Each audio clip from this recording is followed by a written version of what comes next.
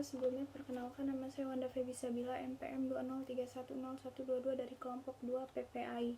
Di sini saya akan menjelaskan bagaimana tata cara memandikan jenazah, mengkafani jenazah, dan menyolatkan jenazah. Nah, di mana memandikan jenazah, menyolatkan jenazah, dan mengkafani jenazah itu hukumnya wajib fardu kifayah. Nah, lalu di sini adapun hal-hal yang harus dilakukan terhadap orang yang sudah meninggal itu kita merawat jenazah dari mulai kita menyiapkannya, memandikannya, mengkafani sampai dengan menguburkan jenazah. Nah, di sini ada memandikan jenazah, yaitu hukum memandikan mayat bagi orang muslim yang hidup adalah fardu kifayah. Nah, yang wajib dimandikan adalah mayat muslim yang tidak mati syahid. Lalu setelah itu adapun alat-alat yang diperlukan untuk memandikan mayat di antara lain tempat tidur dengan ukuran kira-kira 90 cm dan lebarnya itu juga 90 cm serta panjangnya 200 cm.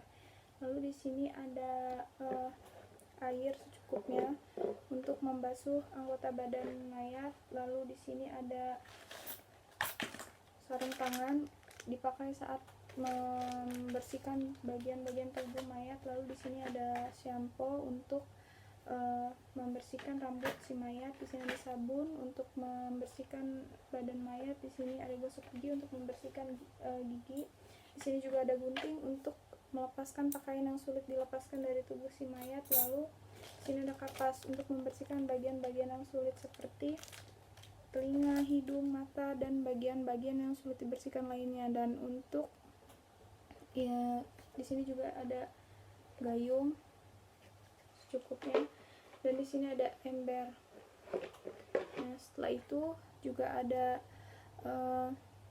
kita juga bisa menggunakan tusuk gigi untuk membersihkan bagian-bagian yang sulit untuk dibersihkan. Lalu ada kapur barus yang sudah dihaluskan dan dicampur dalam air. Nah, adapun cara memandikan jenazah itu secara singkat dapat dijelaskan dengan berikut. Kita tuh meletakkan mayat seperti ini di atas meja. Nah, meletakkan mayatnya itu posisi kepalanya tinggi seperti ini agar memudahkan untuk mengalirkan air ke bagian tubuh si mayatnya. Lalu setelah itu kita melepaskan pakaian si mayat menggunakan sarung tangan ini.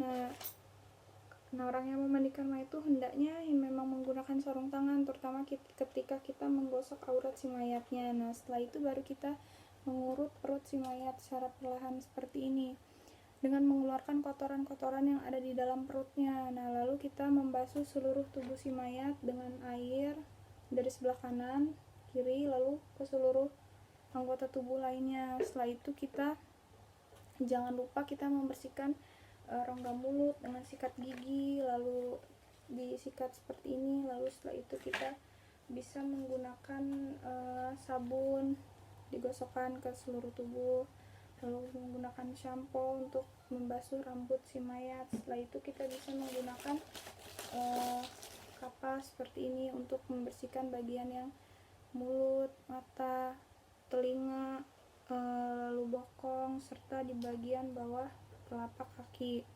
Nah, yang terakhir kita bisa jangan lupa menyiramkan larutan kapur barus yang telah dicampurkan dengan air secara merata. Nah, lalu untuk tata cara memandikan jenazah. Lalu untuk mengkafani jenazah. Nah, hukum mengkafani jenazah ini juga sama seperti memandikan jenazah, itu fardu kifayah.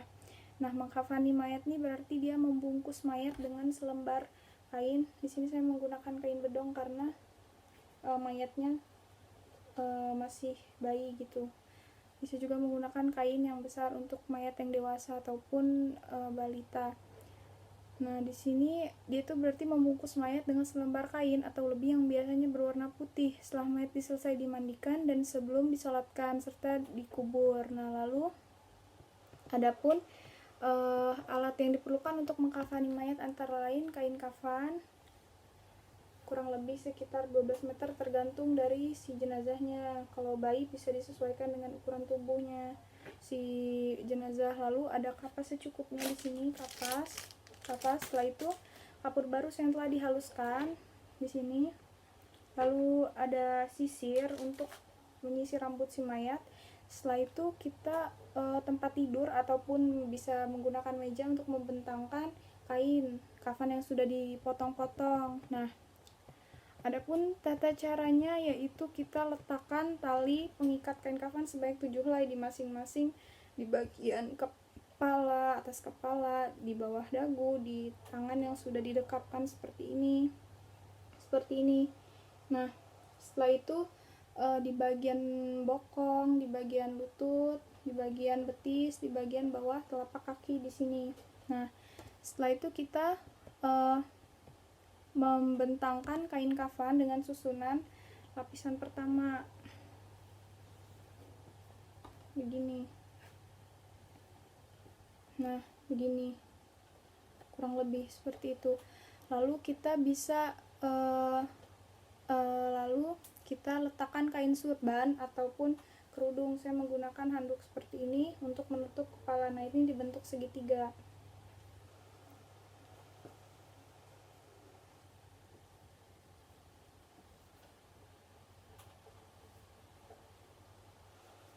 Nah, dibentuk segitiga kurang lebihnya seperti ini. Seperti itu. Lalu setelah itu setelah dibuat segitiga kita lalu kita meletakkan mait membujur di atas kain kafan dengan tempat tertutup dan terselubung kain. Nah, kita bisa menyisir rambut ke belakang, menyisir rambut si mayat. Lalu setelah itu kita tutup lubang hidung, tutup lubang telinga menggunakan kapas seperti ini, ditutup telinga kanan, kiri, dan tutup hidungnya. Lalu setelah itu kita bisa melipat kain sarung yang sudah disediakan. Nah, lalu kita bisa mengikatkan surban yang berbentuk segitiga di ikatan di bawah dagu. Nah, lalu kemudian lipatkan kain kafan melingkar ke seluruh tubuh mayat selapis demi selapis sambil ditarik ujung atas dari ujung atas kepala dan ujung bawah kaki. Nah, lalu kita ikatkan tali di bagian masing-masing anggota tubuh, di bagian kepala, di bawah dagu, di bagian tangan yang sudah didekapkan, lalu di bagian betis, di bagian bawah telapak kaki, bagian belakang di bokong. Nah, setelah kita selesai mempraktikkan tata cara mengkafani jenazah, selanjutnya kita akan mensolatkan jenazah. Nah, dimana mensolatkan jenazah itu yang pertama kali yang wajib dilakukan adalah niat semata-mata karena menyolatkan jenazah karena Allah Ta'ala. Lalu setelah niat kita berdiri bagi yang mampu. Nah, setelah berdiri kita membaca takbiratul ihram sebanyak 4 kali, lalu kita membaca surat Al-Fatihah dan membaca doa sholawat. Nah, berdoa untuk mayat tersebut, lalu kita salam. Lalu kita adapun di sini tata cara pembacaan niatnya itu usolli ala hadzal mayyiti arba'at takbirati fardhal kifayati imamam ma'muma lillahi ta'ala. Artinya, saya berniat sholat jenazah dengan 4 takbir sebagai fardu kifayah menjadi imam atau makmum karena Allah Ta'ala. Nah, adapun jika jenazahnya perempuan, maka kata hadzal mayyiti diganti dengan kata hadzihil mayyitati. Dan jika jenazah ghaib, maka ditambahkan setelah hadzal mayyiti kata ghaiban, atau setelah hadzihil mayyati kata ghaibatan. Setelah itu kita membaca takbir, membaca Allahu Akbar sebanyak 4 kali. Lalu kita membaca surat Al-Fatihah. Setelah membaca surat Al-Fatihah, kita kemudian kita membaca sholawat atas Nabi. Adapun bacaannya yaitu Allahumma shalla ala Muhammadin wa ala Muhammadi kama sholaita ala Ibrahim wa barik ala Muhammadi wa ala li Muhammadi kama barakta ala Ibrahim fil alamin innaka jami'an majid. Yang artinya, dimana ya Allah, rahmatilah Muhammad dan keluarga Muhammad sebagaimana engkau telah merahmati Ibrahim, dan berkatilah Muhammad dan keluarga Muhammad sebagaimana engkau telah memberkati Ibrahim. Engkau maha terpuji dan maha agung di dalam Allah semesta. Hadis riwayat Muslim dan Ibnu Mas'ud.